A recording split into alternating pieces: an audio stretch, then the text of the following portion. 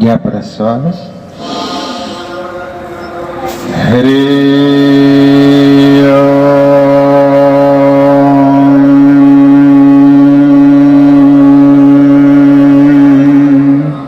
उजव्या हाताचं करंगळी जवळचं बोट आपण गंध लावतो त्या ठिकाणी ठेवा आणि माझ्या पाठीमागे म्हणा, ओम गं गं गणपतये नमः.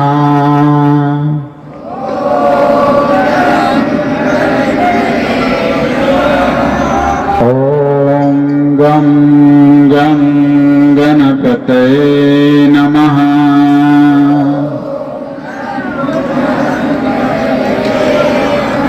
ओम गं गं गणपतये नमः.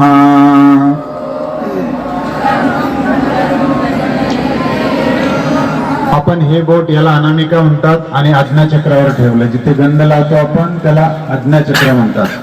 त्याच्यावर ठेवलं आणि ओम गम गणपती म्हणालो. का बरं? कारण गणपती हे बुद्धीचे देवता आहेत. कशाचे देवता आहेत? बुद्धीचे देवता आहेत. मग विद्येची देवता कोण आहे? माता सरस्वती. सरस्वतीचं हवन कसं करायचं? सरस्वतीचं आवाहन कसं करायचं? तर तेच बोट कंठावर ठेवायचंय. ठेवा, ताट बसा. ओम श्री सरस्वते नमः.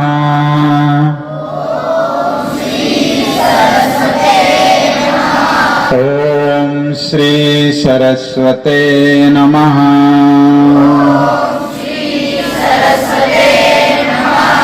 ओम श्री सरस्वते नमः.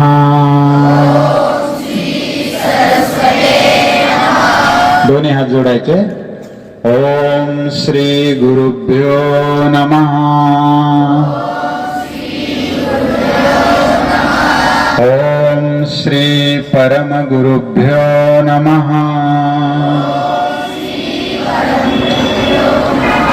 ओम श्री परात्पर गुरुभ्यो नमः.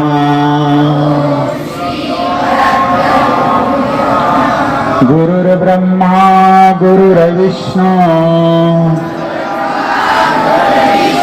गुरुर्देवो महेश्वरा गुरुर्साक्षात् परब्रह्मा तस्मै श्री गुरवे नमः. तस्मै श्री गुरवे नमः. डोळे बंद करा, ज्ञान मुद्रा करा. 2 मिनिटं बसा. आपला श्वासोश्वास मध्ये जातो बाहेर येतो त्याच्याकडे बघा. कारण श्वासोश्वासावर आपलं जीवन निर्भर आहे विद्यार्थी मित्र हो. आपल्या श्वासोश्वासाची गिनती जर आपण केली नाही, त्याच्याकडे लक्ष जर दिलं नाही, तर आपलं जीवन भटकतं. आपले विचार भटकतात, आपली दिशा भटकते. भले आपण शाळेमध्ये रोज शिकत असो तरी पण आपल्याला भटकण्यासाठी अनंत साधन आहेत की ते साधन आपल्या मनाला आपल्या बुद्धीला उत्तेजित करतात आणि आपण आहे त्या रस्त्यापासून भटकून आई वडिलांच्या सिद्धांतापासून दूर जातो, शाळेच्या सिद्धांतापासून दूर जातो आणि मग आपलं आयुष्य मोलमजुरी करण्याशिवाय दुसरं काहीच उरत नाही. आणि म्हणून शिक्षणाला जर आपण महत्व दिलं नाही तर आपल्या हातामध्ये डेली वेजेसवर काम करण्याशिवाय दुसरा एक पर्यायच नाही. आई वडील एवढ्या मोठ्या मेहनतीनं कष्टानं जिद्दीनं आपल्याला शाळेमध्ये घालतात. आई वडील मोलमजुरी करतात, नोकरी धंदा करत असतील आणि त्यांच्याकडे जर आपण लक्ष दिलं नाही, त्यांच्या उद्देशाकडे जर आपण पाहिलं नाही तर आपलं जीवन हे कवडी मोल होईल विद्यार्थी मित्र हो. आणि म्हणून आपल्या जीवनामध्ये जर आपल्याला उंच भरारी घ्यायची असेल तर आपल्या आईच्या बोलण्याकडे लक्ष द्या, कारण आई ही आपली जन्मदात्री आहे. तिनं आपल्याला जन्म दिला आणि आपल्याला ती लहानचं मोठं करते. आपण उगाच म्हणत नाहीये आई तुझ्या मूर्ती वाणी, या जगात मूर्ती नाही. अनमोल जन्म दिला ग आई, तुझे उपकार फिटणार नाही. अनमोल जन्म दिला ग आई, तुझे उपकार फिटणार नाही. बालपणी मी खेळत खेळत होत जेव्हा ताना, अमृताहुनी गोड पाजला तुपाना. तुझ्या या उपकाराची, तुझ्या या उपकाराची कधी जाणीव झाली नाही. अनमोल जन्म दिला ग आई, तुझे उपकार फिटणार नाही. अनमोल जन्म दिला ग आई, तुझे उपकार फिटणार नाही. दोन्ही हात एकमेकावर घासा, डोळ्यावर ठेवा तुमच्या.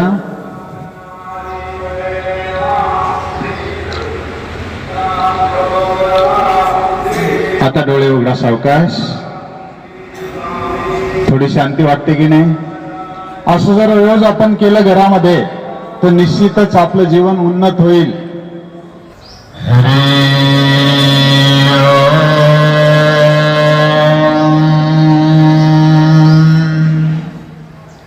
मला एक सांगा, 2 महिन्यापूर्वी आपल्या सर्व विद्यार्थी मुला मुलींना मी पुस्तकं दिलेली आहेत. मुलींना दिले होते आम्ही आहोत भारताचे लाल. किती मुलींना मिळाले जरा हात वर करा. आम्ही आहोत भारताचे लाल. आणि इमानदारीनं जीवन जगणारे होते. परिस्थिती हलाखीचीच होती. आणि मग एक दिवस त्यांच्या मित्रांनी लालबहादूर शास्त्रींना सांगितलं की अरे चल म्हणलं आपण शेजारीची बाग आहे ना जांबाची, त्या बागेमध्ये आपण जाऊ आणि जाम खाऊ भरपूर. लालबहादूर शास्त्री म्हणाले नाही, इमानदारीनं जगायचंय, कोणाचं चोरून खायचं नाही. जर दिलं कोणी तर ठीक आहे, पण आपण चोरून का खायचं होते. परंतु ते मुलं उन्हाळ होती आणि त्यांनी लालबहादूर शास्त्रींना जबरदस्ती हाताला धरून भिंतीवरून उड्या मारून त्या बागेमध्ये शिरवलं. लालबहादूर शास्त्री गेले नाईलाजानं, पण त्यांनी ठरवलं होतं की मी काहीच करणार नाही. त्या सगळ्या मित्रांनी बागेमध्ये फिरले, जाम खाल्ले, आणि पण लालबहादूर शास्त्री एका कोपऱ्याला उभे होते भिंतीला लावून. त्यांनी एकही जाम तोडला नाही किंवा फल तोडला नाही. आणि मग तो शेतकरी आला. ते शेतकऱ्यानं बघितलं, त्याने आवाज दिल्याबरोबर हे सगळे पळून गेले बदमाश मुलं. सापडले एकटे लालबहादूर शास्त्री. लालबहादूर शास्त्रींना वाटलं की मी जर चोरीच केली नाही, मी जर काहीच केलं नाही तर मला का बरं मारेल, म्हणून ते तिथंच बसून राहिले. आणि मग जेव्हा तो शेतकरी त्याच्याजवळ आला लालबहादूर शास्त्री जवळ, तेव्हा त्यांनी पहिल्या 2 थोबाडीत मारले त्या लालबहादूर शास्त्रीच्या. आणि थोबाडीत मारल्यानंतर लालबहादूर शास्त्री लहान होते, त्यांना रडू आलं. त्यांच्या डोळ्यात आसू आले, कारण इमानदारीनं जगणाऱ्या मुलं यांच्या डोळ्यात आसू येणारच. आसू आल्याबरोबर त्या शेतकऱ्याने विचारलं का बरं रडतो, वरून चोरी तर करतोच आणि परत रडतो. तेव्हा लालबहादूर शास्त्री म्हणले मी चोरी नाही केली, मला माझ्या मित्रांनी बळजबरी आणलं इथे, मी एक जांभळी तुमचा तोडला नाही, मला मारू नका. आणि असं म्हणल्यानंतर पुन्हा 2 अजून थोबाडीत दिल्या त्या शेतकऱ्यानं. 2 थोबाडीत मारल्यानंतर लालबहादूर शास्त्रींना खूपच रडू आलं. आणि रडत रडत लालबहादूर शास्त्री म्हणतात की मला मारू नका हो काका, माझे वडील देवाघरी गेलेले आहेत. आणि असं म्हणल्यानंतर पुन्हा 2 थोबाडीत मारल्या त्या शेतकऱ्यानं आणि सांगितलं की मूर्खा, एक तर बिना बापाचा आणि वरून चोऱ्या करतो, आणि कान पकडून घरात बाहेर हाकलून दिलं. आणि तिथंच लालबहादूर शास्त्रींनी कान पकडले आणि उठबशा घातल्या आणि स्वतःशी संकल्प केला की अशा मुलांबरोबर ज्यांच्यामुळे माझं चरित्र खराब होईल, अशा संगतीनं मी कधीच राहणार नाही की ज्यांच्यामुळं माझं नाव खराब होईल आणि माझं आयुष्य बर्बाद होईल. मी असं कधीही वागणार नाही की ज्याच्यामुळं माझ्या आई वडिलांची इज्जत जाईल, माझ्या आई वडिलांना खाली मान घालून जगावं लागेल. मी असं कुठलंही कृत्य करणार नाही. आणि लालबहादूर शास्त्रींनी ती घेतलेली शपथ पुढे त्यांच्या जीवनात किती कामं आली. आज आपण पाहतो की आपल्या या भारत देशाचे ते पंतप्रधान झाले, पण खूप इमानदार आणि खूप सज्जन. दुसरं पुस्तक आहे दिव्य प्रेरणा प्रकाश, जे मुलांना दिलं 8वी पासून पुढच्या. त्या दिव्य प्रेरणा प्रकाश प्रतियोगितेच्या मध्ये संयम कशाला म्हणतात, आपण आपल्या वडिलांकडे बघायचं आहे की वडील ही संयमाची मूर्ती आहे. आपण आपल्या वडिलांकडे बघतच नाही. बाप स्वाभिमानी बाना, बाप कणखर कणा, त्याच्या काळजामध्ये लाजाळूची संवेदना, त्याची पहाडाची छाती, त्याच हृदय गुलाब, त्याच्या घामाच्या थेंबांना हिऱ्या मोत्याचा रुबाब. बाप ढाल तलवार, बाप पेटती मशाल, बाप जागतो म्हणून घर झोपते खुशाल.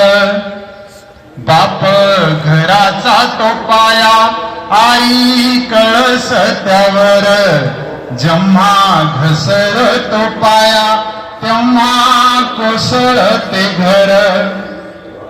उलाढाल्या करतो हा त्याच्या परिवारासाठी, शिव्या शाप या जगाचे बाप घेतो सारे माती.